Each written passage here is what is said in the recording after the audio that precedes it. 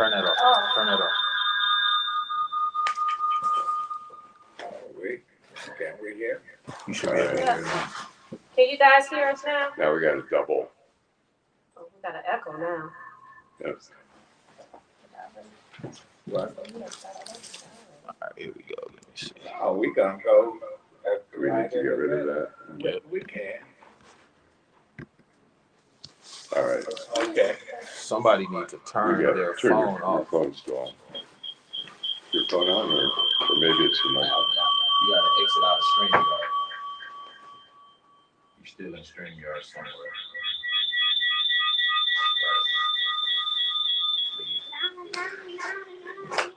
Are we on? Are we good? Can you hear us, Michael?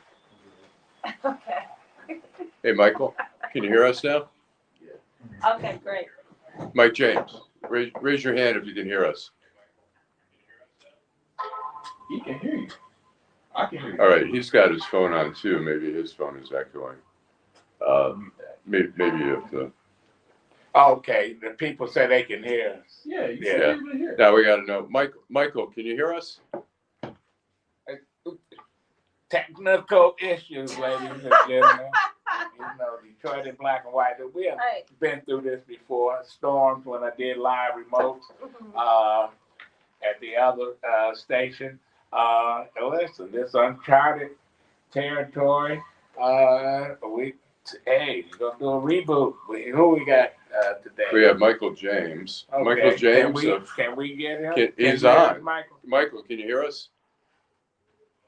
Michael cannot hear us. Tammy Daniels, can you hear me? Tammy can hear you. All Okay, right. Michael can't though. Let me remove him and then add him back. All right. Okay, yeah. Okay, anyway, we did to those folks, we Michael? got. I did on outrage. How many texts did you get? Let's see. Let's see here. Yeah, I'm not sure why he came. We know people are following us because you let us know. We got a text that said, "Let me know when y'all that get it together." y'all shit is not together. Yeah. And listen, we 1, understand. 2, 3, We understand 4, that 5, 6, 7. I got 7 text messages. Yeah, Okay. Game. Can you? That's something on We What's something here, on hold on. Sam? but anyway, Tammy, good morning. Where's my phone? Can we hear Tammy? You want to add Tammy? Yeah, add Tammy. Let's see if Michael. We're gonna. Can we hear you, Tammy? Hold on. I can hear you. Can you hear me? Oh, Okay, Michael. Let's get. help us, Jesus. We got Tammy. Mike. It's something on Michael's end. Okay. Okay. Where's my phone? Who's? Your phone is recording. Oh. Yeah. But anyway, you know, Is Michael on a phone? Because I was on my phone and I moved to a computer. okay. My iPhone didn't work. But anyway, Tammy, tell us what's happening with the Detroit Land Bank while we still fixing on this glitch. So let's see what's happening at the land bank. You know, of course, we're always trying to sell land. As we enter into the spring months, we are going to be launching a lot of community-based activities. We had, for a long time, we were doing side lot fairs where we would go out into the community and sell vacant lots to neighbors. We had not been able to do that because of COVID, but you know, with everything calming down, we're going to be launching side lot fairs in the spring. We also would do building block activities where we would kind of go into a neighborhood where we had a few houses for sale in a certain neighborhood, and we would market it all at one time, and lots. And so we're going to be doing all of those marketing activities so that we can make sure that Detroiters know what is available in, you know, their area or wherever they may be interested in purchasing. Let's see what else is happening. We're going through our, you know, annual budgeting process, you know, just some housekeeping issues, trying to figure out how we can do more with less. You know, we suffer like every other individual in business, you know, the issues that everybody is going through. You know, our organization is trying to weather that as well. You know, inflation, supply chain, staffing, all those things. But we are super excited about the spring. The spring is always a great time of year for us because everybody gets into rehabbing properties, buying properties, fixing up lots. And so we're super excited about the spring and where and hopefully we will continue to sell, and people will be interested. So, in buying. So you on the last leg of owning all this property, you saying that, but you think you're gonna run out of property to sell? So Adolph, that is what people are saying. We are almost through our structure. So we have almost 74,000 properties in our inventory. So we are, that's kind of like, I'd like to make sure we are accurate in how we depict this. So we have about 7,000 structures left in our inventory that we are actively either trying to demolish or sell.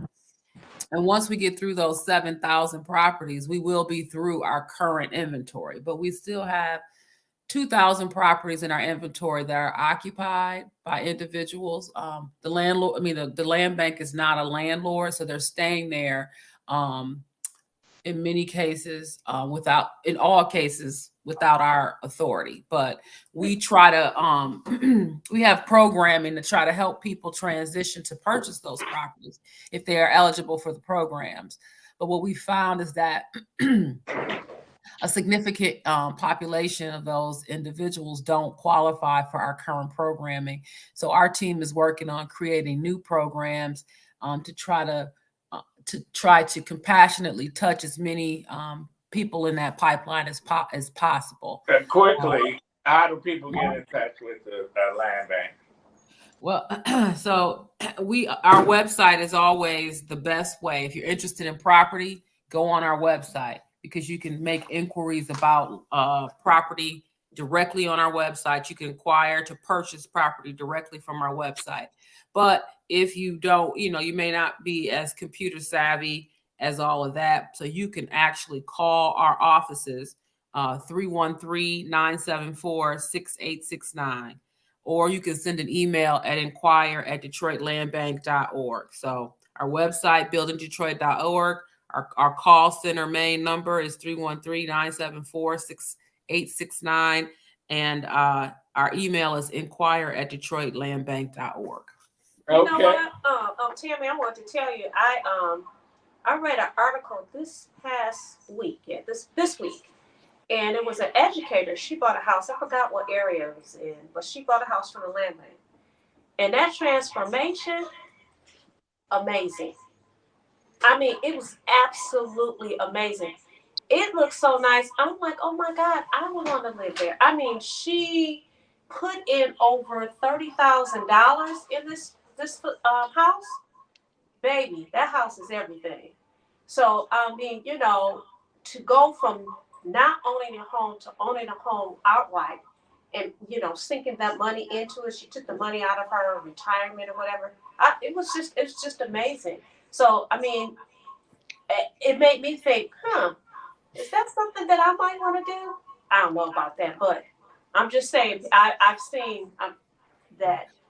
Well, I would highly encourage you, Vanessa, to think about it and take advantage of opportunities. Go on the website, like I'm selling to you. Go on the website and look for properties in areas you may be interested in. Because exactly, I just think about it. That's an investment that you can make over some years to get the house to where you want it to be, and then you don't have a mortgage. You have just a home where you have to pay property taxes. Well, we're gonna have to take a break. We're gonna go take a break. We're gonna do. All right, then we're gonna do. Let me, before we take a break, I'm gonna say we got Mike James waiting. Mike James after the commercial. Michael, can you hear us? Okay. You can't hear. We can't hear. Mike. We can't hear you, Mike. Yes. A little bit. All right. Volume. Cut his volume up, because I can kind of hear him. Right, we can hear him a little bit. I'm gonna buy a house, Tammy, so I can hear you. Okay. I can hear him. That's it. That's it. I heard him. All right, we're gonna be right back after these commercials. I'm Wayne County Treasurer Eric Sabri. There are payment plans available to help save your property. Visit our website at treasurer.waynecounty.com or email us at taxinfo@waynecounty.com for further information.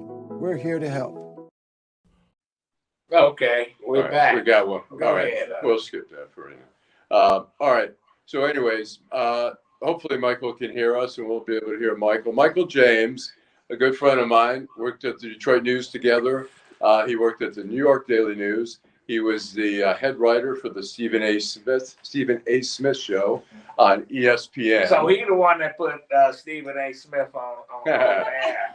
Okay, well, I know who to come after now.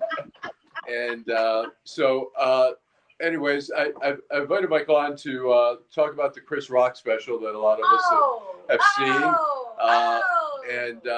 So we're going to play a little video before we start.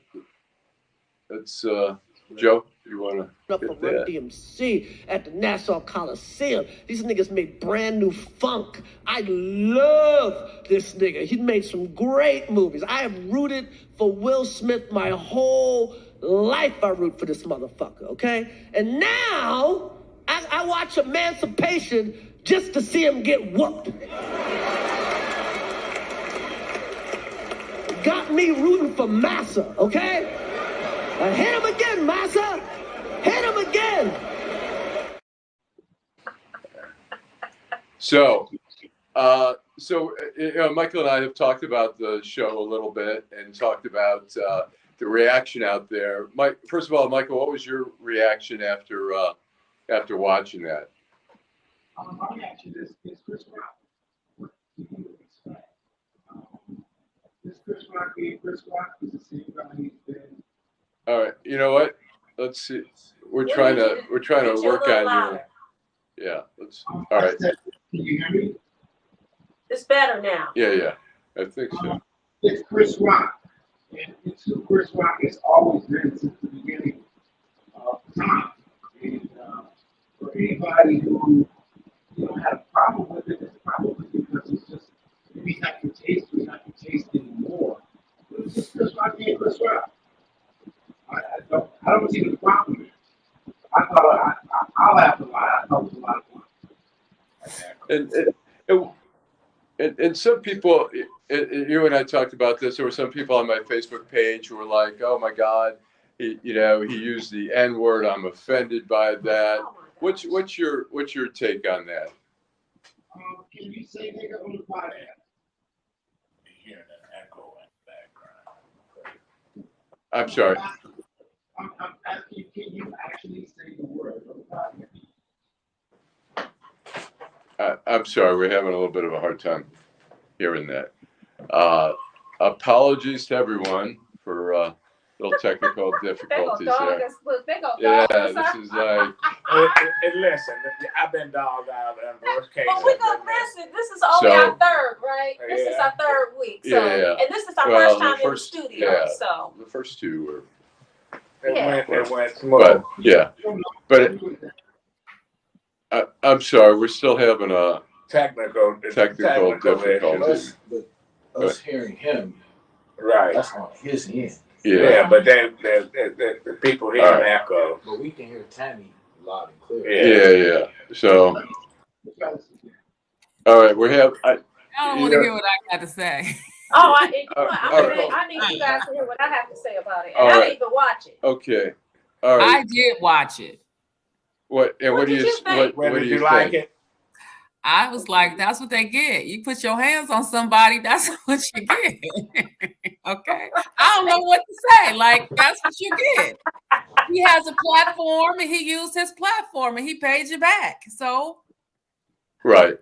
I thought it was a hell of a performance. I hadn't seen a live concert like that since Richard Pryor, Dave Chappelle. And and I'm glad that we getting some of those that kind of comedy back. Yeah, there's no question, because that people sanitizing the comedians, it don't make sense, and you can't do that. And politically, he really hit a home run in that concert. Plus, he went to Baltimore. That's where Jada's from. He went in her backyard and he beat the bitch ass again. Ooh. So Oh, I'm sorry. I Right. don't want Will coming after me. But I didn't see it. I plan on watching it. My son and I, who's in the studio, by the way, we're gonna watch it later on today. But being a daughter of a comedian, I appreciate the art, and so I don't understand why people are being critical as if a comedian is supposed to be politically correct. One, two, him using the N word. That's what comedians do. They use words that we're not able to use in a regular arena. So I don't know why people will be offended by that. And more importantly, this man waited a whole year to address. People were asking him about it. He did not address it. Joan Rivers got rich dogging out Elizabeth Taylor. And she got Don rich. Rickles. Don Rickles talked about everybody, mama, whatever. Mike, you head writer for Stephen A. Smith. He pisses people off. Isn't he the highest paid? He's not a comedian though. Yes, he is. He can be funny. He can be funny, but he's but he has his own thing. Let's see if we can hear Michael. Can you hear? Huh? You're coming in a little. I'm really sorry. We're gonna have to get him back on. Yeah. But anyway, Tammy, was you offended by Chris Rock talking about the much money he spent on sex? No, the only part that made me even slightly cringe was the part where he was talking about. Go I'm ahead. sorry. Go ahead. The part where he was talking about opioids and drug use, and I was like, is this a joke? I was a little saddened because that we don't hear that about him, and so I was really combing my mental Rolodex to think if he ever been associated with drug use, because that was kind of what the message I was got. He was associated with drug use. Didn't you see him at New Jack City? He was poopy. But I mean, he was acting.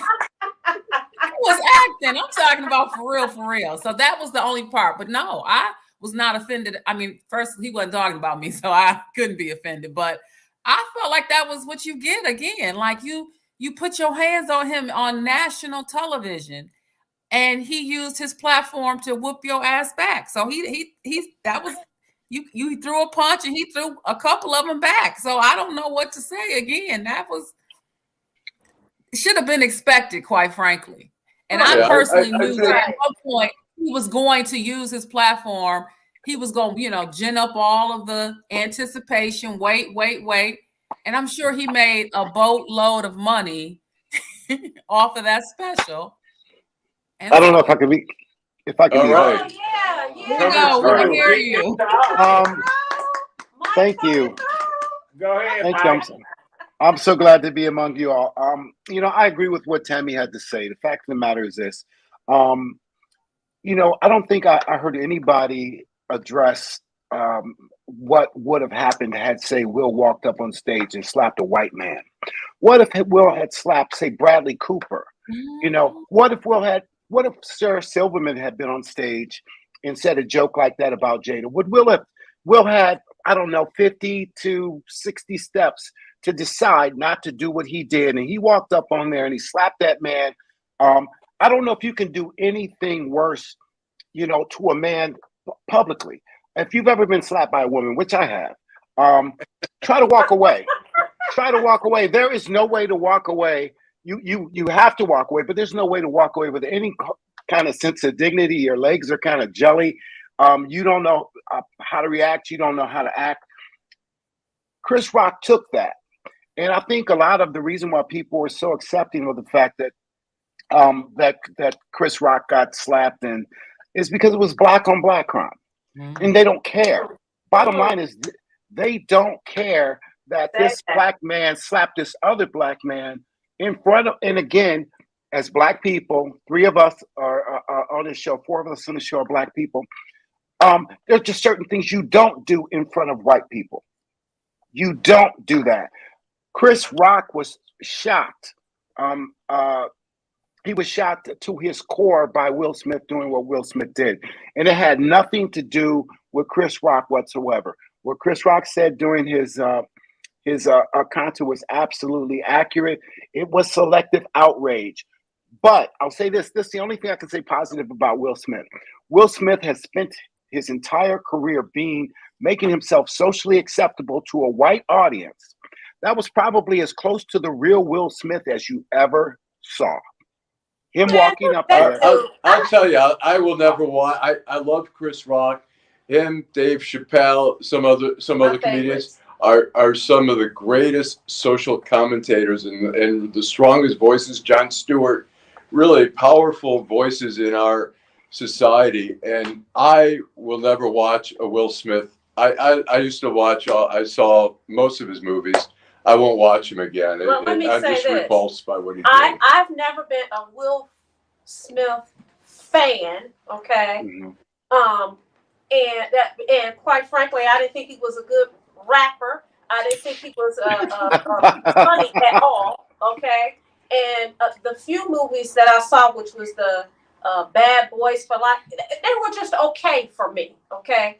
But to Mike's point, the emasculation of another man on national television, it just was, it's still offensive to my core. And this guy is huge. Chris is a little guy. But didn't they You're fight a dudes? freaking bully. Didn't when You're they a wanted bully. when they wanted to fight you, I you get lost you. slapped and say meet me at 5 o'clock in the morning because I'm a fuck you up because I done slapped your ass. You know what? But to Chris Rock credit, because if I had an Oscar in my hand and he slapped me, it would have broke on his head, you know. But yeah, Will Smith knew who to hit and who not to hit. And to go back to Michael question, no, he wouldn't have hit Bradley Cooper. He wouldn't have hit He wouldn't have hit Shaq. He wouldn't have hit Dave Chappelle. There's a whole lot of people he wouldn't hit, but look, Chris Rock, yeah, he hit him, and he got away with it. Yeah, he got away with it. Because listen, after this, I understand this year Will Smith won an award for the movie Emancipation from the NAACP. And Did he? He gave this wonderful speech. I'm pissed at them. Why you ain't pissed at them? They gave Chris Rock an award. One of the biggest, Kid Rock. One of the biggest in America. They gave him an award. And Reverend Wendell Anthony told me why. He said, you know, he has a black kid. I said, all the slave masters had black kids too. You know, he gave him an award, you know, because he gave him 10 grand. Yeah, kid, listen. So the NAACP has no credibility for me.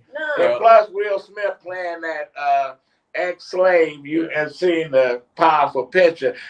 Man, I didn't see it. And now Will Smith's trying to play the victim here now and say, I'm offended, I'm hurt, I wish Chris would move on already. You know, this is hurtful and whatever. It's like, sorry, you can't throw the first punch and then say, oh my God, you hit me back. Well, you know what it's like. You go to a titty bar, meet a dancer, and then you like her. You start dating her. You marry her. Then you mad that she's still dancing at the bar. You know what? That's what Will Smith. Yeah, Will Smith. Their business was out in the street. Everybody know about it. And all of a sudden, because he called her a bald head or whatever he called her. Listen, that joke that Chris at the what was that? The G.I. Jane joke. Funny. That was to me. That was. But it wasn't. I didn't think that was offensive because she looks really nice with her haircut. I'm like, that you can make money off. How many of us knew that she had alopecia?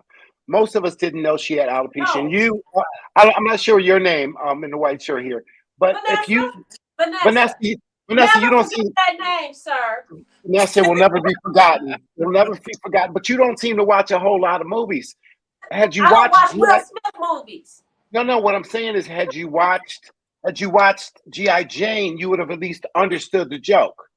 It was Demi Moore with the bald head. That's Yeah, what. That's all it was. I understood the joke. I didn't think it was funny. I understood the joke, Mike. I didn't think it was funny. Well, Vanessa, if it wasn't funny, a damn sure wasn't worth getting you slapped on national TV. How about that? No, it wasn't. It wasn't worth fighting. Let me ask you this, Michael. You worked in Detroit, lived in Detroit. Do we have a Chris Rock in Detroit? I don't know what the comic scene is here. It used to be you can name some of the comedians that push some buttons and. Did you say you went to a comic yesterday at my brother's funeral? Oh, that's at everybody's funeral. Yeah, we got them in our family. You know, they hijacked the services. Right. But anyway, is there any other up and coming comedians besides Dave Chappelle or Chris Rock that's out there that we need to be looking at?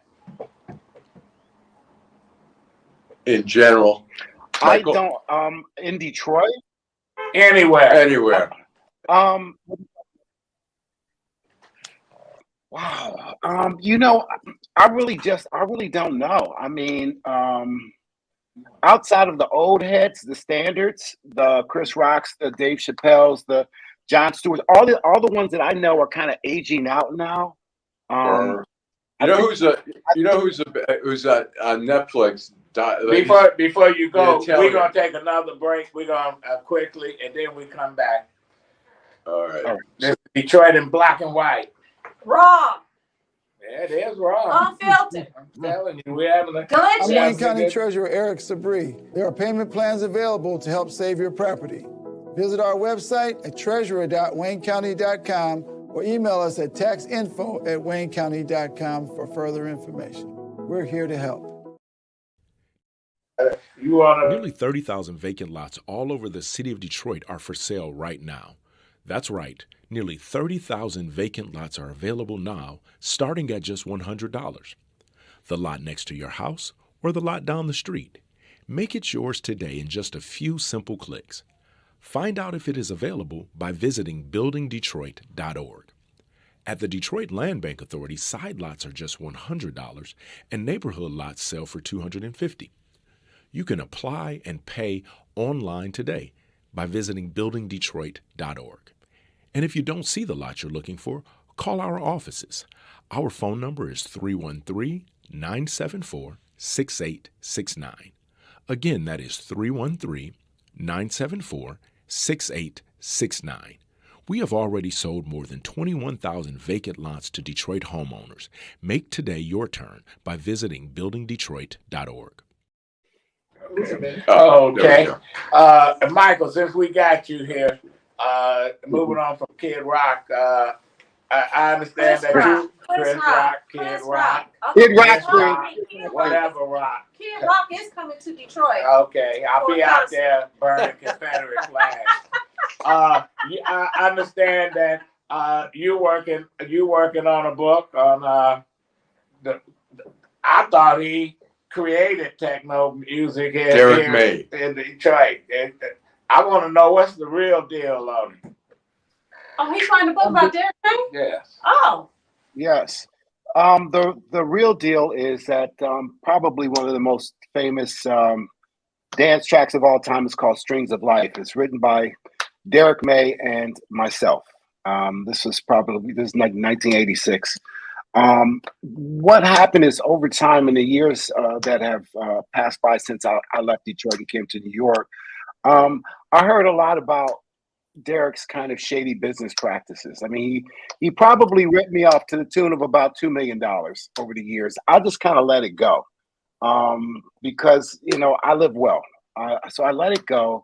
But there were some guys in Detroit, other techno pioneers, about people by the name of like Blake Baxter, Thomas Barnett, these guys who also were there at the infant stages of techno that Derek stole from. So I was working on a book about that and stumbled across a woman who used to work for Derek. And so once I got her contact information, called her up to thinking that maybe I would get some behind the scenes gossip about his business practices. The woman told me that within an hour of meeting him, he had pushed her down and on the ground and tried to get her to force her to give him oral sex. I was shocked. I didn't believe it. I kept doing more and more research, and I kept running across even more and more and more people, more women with these kind of allegations. So what happened in the interim after that was I just kind of went on a mission to stop this guy. He has been a sexual predator for more than 30 years. And nearly 24 women have come out publicly around the world and told their stories and published reports, but yet they won't write about it in Detroit. People know about it, and they won't write about it. So it's kind of my responsibility as the brother of a woman who was raped when I was 17 years old. I couldn't do anything about it. I've kind of made it my mission to make sure that I do something about Derek May. And that's kind of what I'm doing with my time. So, Mike, I'm glad that you're on the show. I didn't know you were the person because I've been keeping up with that story, believe it or not. I'm a house head, old house head. And I find this story very interesting because I've been reading about it. I can't tell you where I've read about it. It might have been online, but I find it very interesting that this guy was able to shut people down, shut it down, and just basically, shrug it off. The things that I've read have been very horrific, and I know it was on social media that I read it. Now that I'm thinking about it, so this is very interesting. And Michael, you had he tried to sue you in Wayne County Circuit Court. Yeah, he took me to Third Circuit Court. He cost me like $40,000. His mission was to file his mission was to file a frivolous lawsuit against me in order to. He thought he could break me. It's the tactic that a lot of guys who have power and influence use against the women that they assault. Because most of these women, the reason why they didn't come forward is they didn't have the financial resources to go up against them. So he went up against me. It was $40,000 in 5 months, but I look at it as $40,000 well spent. I mean, I think he thought I was broke, and he got it wrong. So what happened was I did what I did. If you read about it on social media, it came from me. I did it with one man using his voice on Facebook, kind of galvanized people around the world. The fact of the matter is, people know what the truth sounds like, and that's because the truth, it rings true to the ear.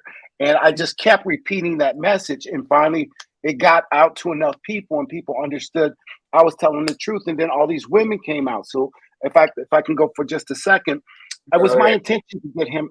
It was my intention to get him into court. I wanted him to sue me because there's so many jurisdictions around the world and statutes of limitations that have expired.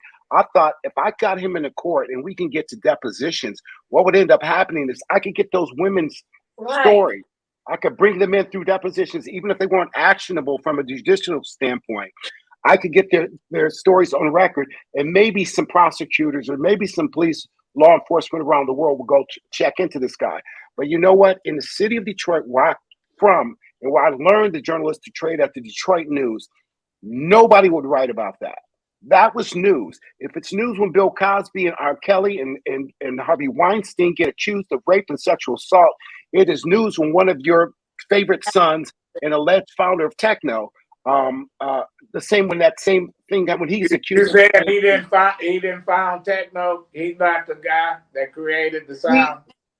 No, what Derek is, Derek was the mouthpiece. What a lot of people don't understand is techno was a word that was in use in relationship to genres of music over in Europe well before they ever heard of it, okay? It just was. What Detroit was doing was trying to copy their brothers in Chicago doing something called house. It was all called house.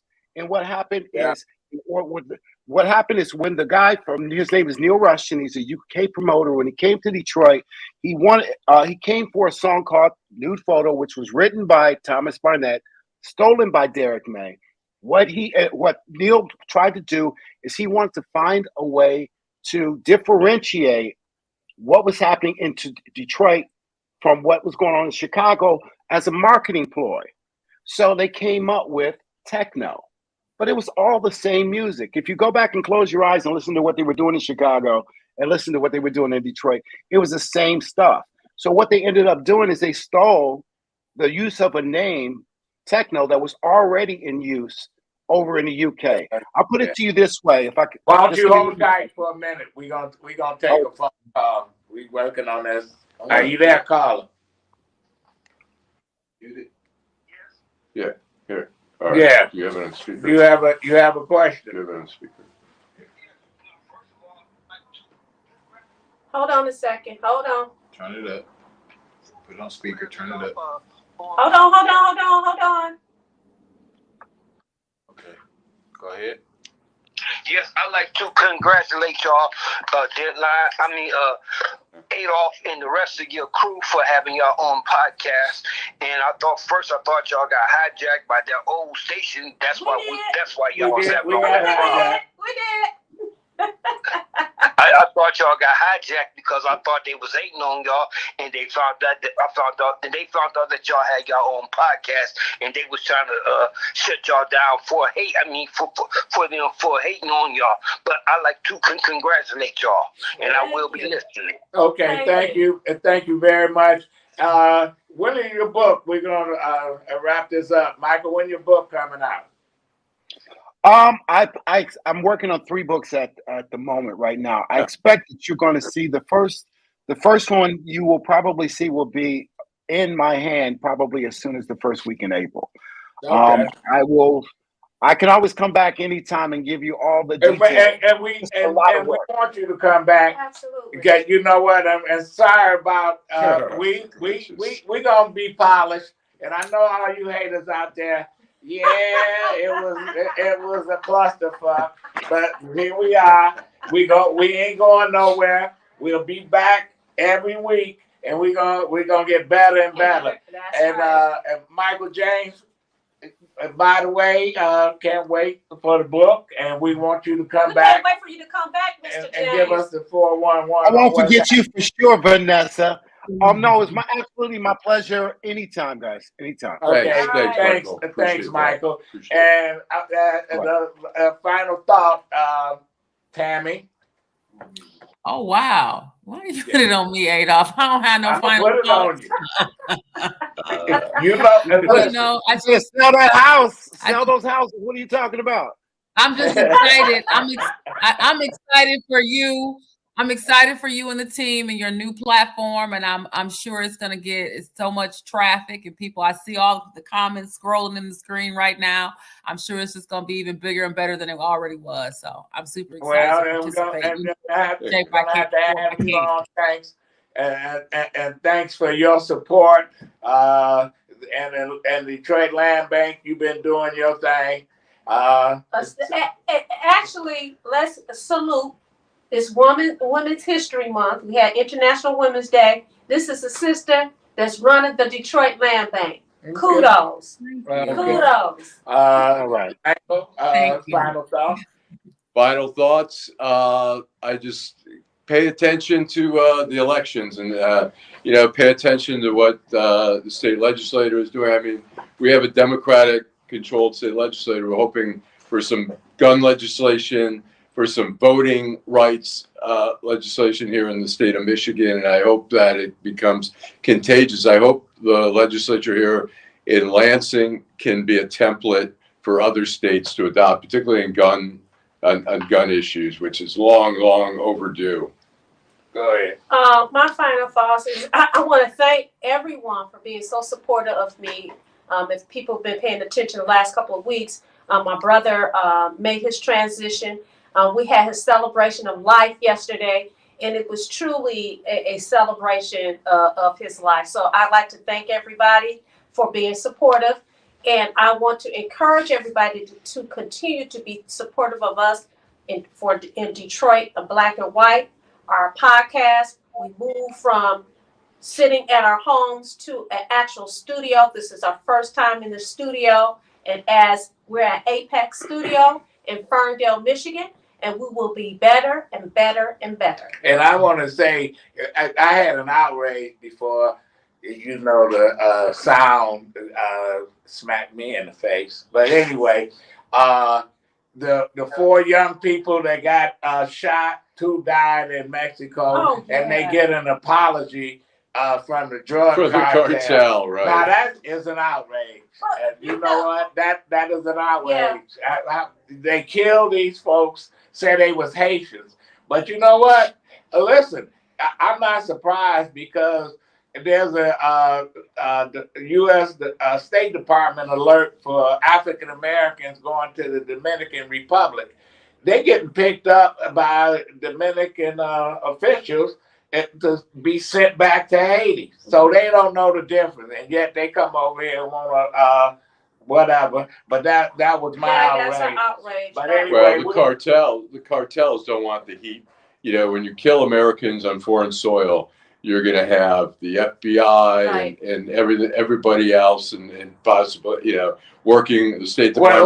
What they gonna send some flowers like Al Capone used to do Right. after he shot somebody? Right. But anyway, thank you, Michael James, thank you, Tammy, Daniel, thank to all the folks out there that's tuning in, and we're gonna get better and better. We'll have a number you can call in next week, and we'll see where this goes. But you know what? I like it. I do too. I like it. I Be like back. it. All right. Yeah. Detroit in black Okay. and white. Thank All you. right, everybody. Thanks so much. Take care. Joe? Bye. Bye-bye. Yeah. Bye-bye. Thanks, everybody. Take care.